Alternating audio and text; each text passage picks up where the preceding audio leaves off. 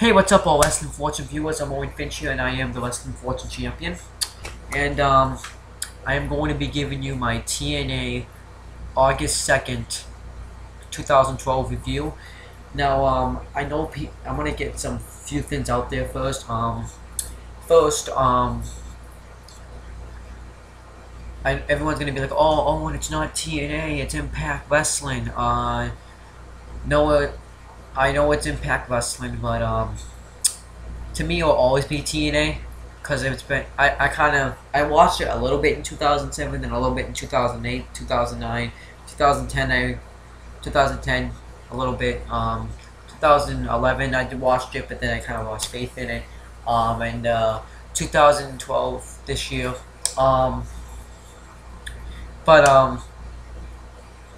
Anyways, it was TNA. It will be called TNA to me, no matter what. But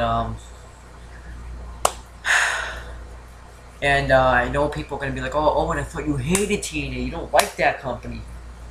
I used to, but I gave it a chance. Like everyone deserves everyone deserves a second chance. TNA got its second chance. So let me get to the review.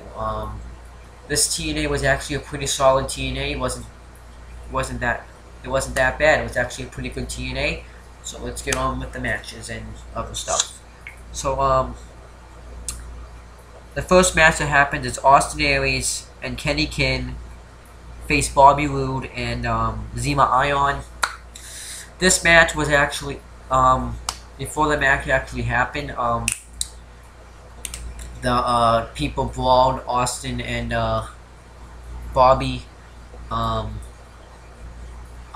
and Kenny King.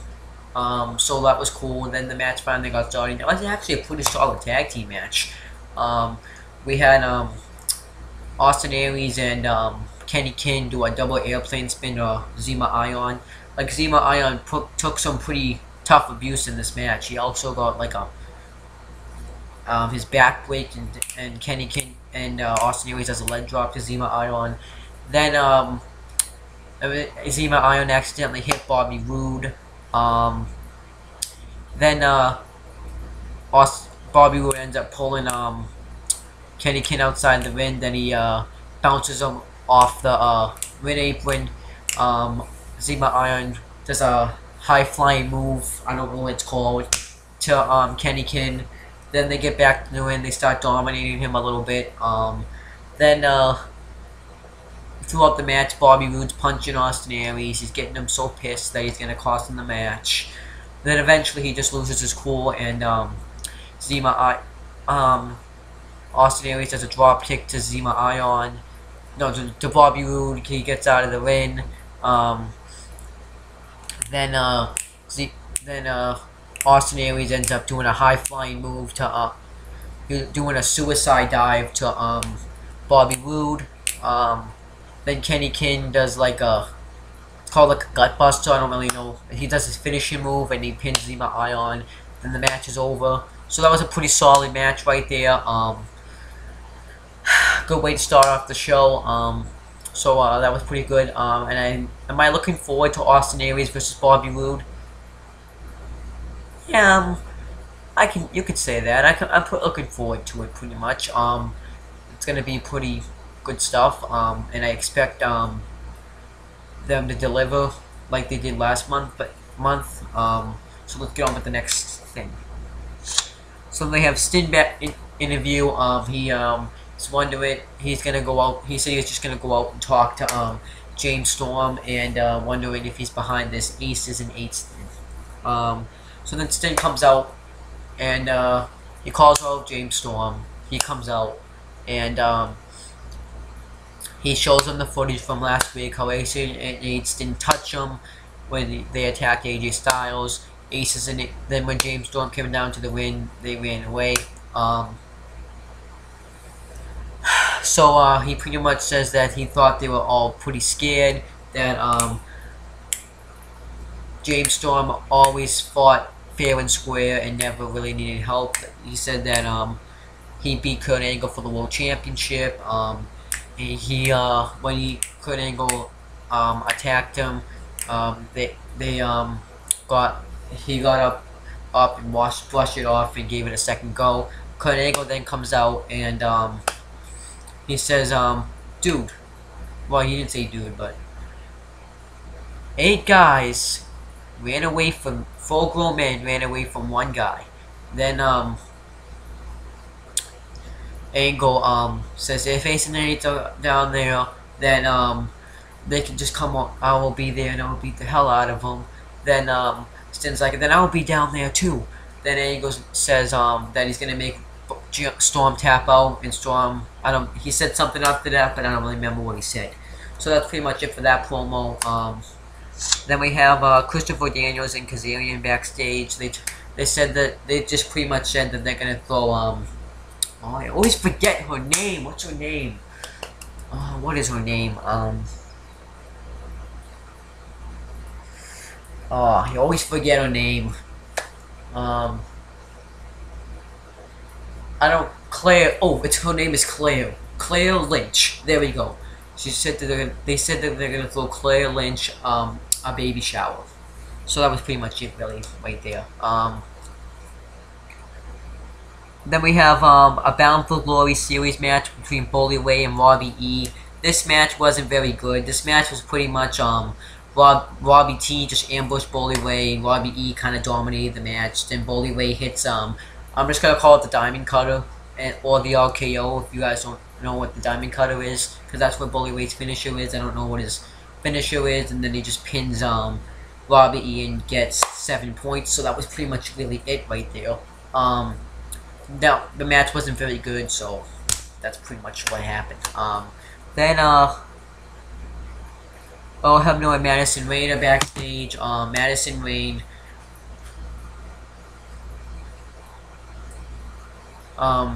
gets like gets Madison Rayne like flowers, I guess a bunny, and he just gets a whole lot of gifts, and she said that she doesn't want the gifts. She wants just his affection pretty much. Then Gail Kim's backstage and said that Earl Hebner would never screw people over. He's a very fair referee, and then that kind of ends.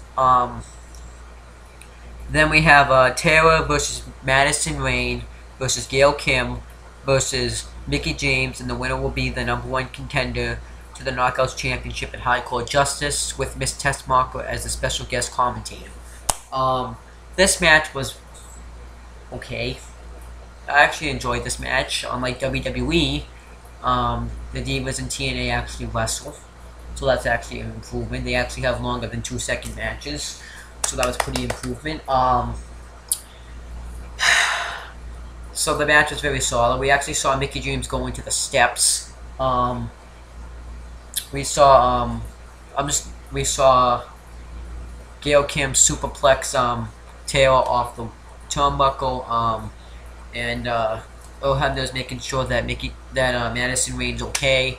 And while that, Gail Kim's pinning Taylor, and the ref, of course, Earl Hebner didn't see it. Then Mickie James does a comeback, goes to go off the top rope. I believe it was Gail Kim who pushed her off the ropes onto the floor. Taylor hits a widow's peak on Gail Kim. Then Taylor does a roll up to Madison Rayne, and she gets it, but Earl Hebner awards Madison Rayne the victory. Am I into this? Yeah, I have to say I am, because it actually kind of shows that Madison Rayne could be a big threat to the Knockouts Championship, and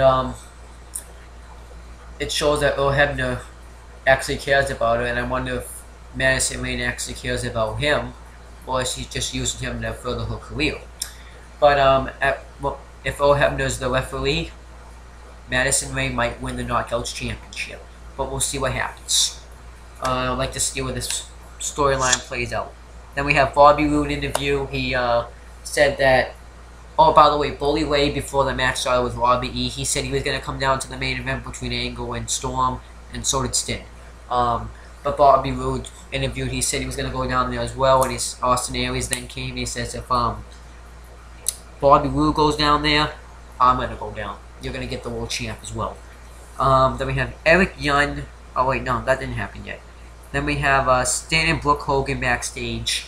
She wonders how Hulk Hogan's doing. She said that he's still recovering. But usually my dad usually gets right back up and fight, but this didn't happen this time. It feels like I have to take care of him. And I've always seen my dad as a Superman, and I can see why, because eventually he just goes hulks up and goes punches. So that was what made it weird. Then Stin wonders if she's gonna be able to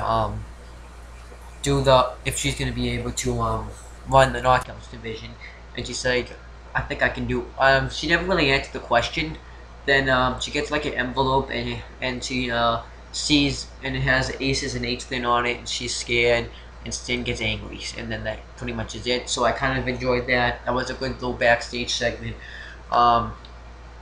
Next thing is now it's Eric Young and ODB backstage.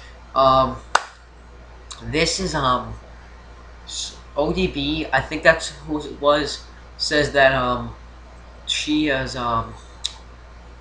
she thinks that Brooke Hogan isn't going to be happy that they're not defending the Knockouts tag team titles. And she doesn't think that it's okay for Eric Young to be one half of the tag team champions. Then Eric Young's like, what if I take this? Then we don't have to defend it. So it was kind of stupid. I didn't really get into this. Then he pretty much he's like, oh, my TV show is coming up. He just kind of leaves, and she's like, where's my fried chicken? And then it just kind of ends, and it's just kind of like, what? So yeah, that was kind of stupid. Then we have Kid Kash versus Chavo Guerrero. Now this was a good match. Chavo Guerrero's debut. Kid Kash had Gunner with them, and Chavo Guerrero had Hernandez with them. Very good match. Chavo Guerrero, I think he'll be, hopefully, TNA will actually use him properly, and if not, then I don't think Chavo Guerrero will be staying very long. But they had a very good match. I guess Kid Kash did like a punch. Eventually, Gunner and Hernandez got up on the ropes. Chavo Guerrero does the Three Amigos. Then a frog splash and wins the match. I'm gonna wonder though if Christian can still do the frog splash, because now that Chavo's in TNA, but I think that will be okay. But the match was very good. I think maybe next week Chavo will face Gunner. Then at Hardcore Justice is going to be Chavo Hernandez versus Gunner and Kid Kash. That might be what happened, but we don't know yet. So let's get on with the next match. Or next promo. Next is Dixie Carter interview. I'm glad I got to hear this. Her thoughts on the AJ Styles and Claire Lynch. And she says that AJ needs to start to come clean. He's left us lying too long. So then it just kind of ends. At least you got her thoughts out on it. Thank you. Then it's Kurt Angle and Wes Briscoe backstage. So I guess it's like the nephew or something of Gail Briscoe, but he says he wants to make it to the big times. Then Devon and Garrett Bischoff come down, and they say that they want to be at the main event tonight, and they don't want a bunch of TNA, a bunch of aces and eights running around on TNA, so that pretty much ended it. Then we have the baby. By the way, what happened with Devon? Isn't he supposed to defend the television championship every week? And he hasn't defended it in a little while, so that kind of concerns me. Please make that happen. Please. Thank you. Then we have the baby shower. This was very stupid. This was like, okay, I guess a time filler or something, because I did not enjoy this baby shower at all. It was just them giving her gifts, and they were just making fun of AJ Styles. It's like, hope you do the right thing, AJ. And it was just so stupid. Like, I don't even know what's going on anymore. Like, this storyline, like, that was just dumb. Once the baby comes out, and once this whole storyline ends, AJ Styles needs to do better things. And I hope that happens. Then we have Joseph POC interview. says that he's gonna get like a bunch of talent. Well, he's gonna be like a some sort of like supervisor or something. I don't really remember what the words were. He offers to be Stin's. He says no. Takes a picture with Stin. Before that, though, he asked about the Black Hole Slam. It was just kind of crazy. So yeah, that was, I guess, a time filler. Then we have James Storm versus Kurt Angle in the Bound for Glory series match. Good match. We had ankle. Eventually, we had German suplexes. We had great wrestling throughout the match. The superstars that said they were gonna come down to the ring during the match did come down to the ring, like the James Storm. Like if you don't remember, it's Bobby Roode, Austin Aries, Devon, Garrett Bischoff, Bully Ray, and I think that's it. And Stin, I forgot Stin. They came, but then like minutes after the match, Kurt Angle's got actually. I liked it when James Storm did the rope DDT. Now, if you guys are wondering, how come you like it when James Storm does it, but not Randy Orton? The thing is, Randy Orton does it constantly. That's like the only moves he knows. When James Storm actually has other moves, so that's why I like it when James Storm does it, but not Randy Orton. If Randy Orton gets some other moves, we'll talk. Well, I'll talk about it. You won't actually talk to me. Then Kurt Angle has him in the ankle lock. He has it in there for probably about maybe 5 minutes. He gets out of it. James Storm hits the last call super kick, or as I like to call it, just the super kick, and gets 7 points. So now he went from 45 to 52. So he's in the leader. He's the leader now. That was pretty much it. Then Bobby Roode says that why when Ace isn't on here because you didn't need them. You don't need them. So that was kind of funny. Then Bobby Roode and James Storm brawl, and then no, James Storm and actually Bully Ray brawl, and Austin Aries and Bobby Roode brawl, and then the show kind of ends. So good impact, very solid show. I enjoyed it. And I'm just gonna announce the matches that we'll announce for next week and matches that we'll announce for Hardcore Justice. So the matches next week is the Pope versus Rob Van Dam. This is Bound for Glory series, so that's going to be a good match. I think. AJ Styles versus Kurt Angle, that would be a phenomenal match. And James Storm versus Bully Ray, I'm looking forward to those matches. And as for the Hardcore Justice, I don't know exactly when it is, because they don't really advertise it. I think it's on August 19th or something. I don't know when it is. But we got 3 matches announced tonight. It was a Fatal 4-Way ladder match between AJ Styles, Kurt Angle, Christopher Daniels, and Samoa Joe, and a Fatal 4-Way tables match with Bully Ray, Jeff Hardy. I think we had, I don't remember who else we had. We had James Storm, he's in that match, but there's somebody, I think, and Robbie E's in that match. Now then we have a Fatal 4-Way False Count Anywhere match between Rob Van Dam, the Pope, Magnus, and somebody else. Who was it? Magnus and somebody else.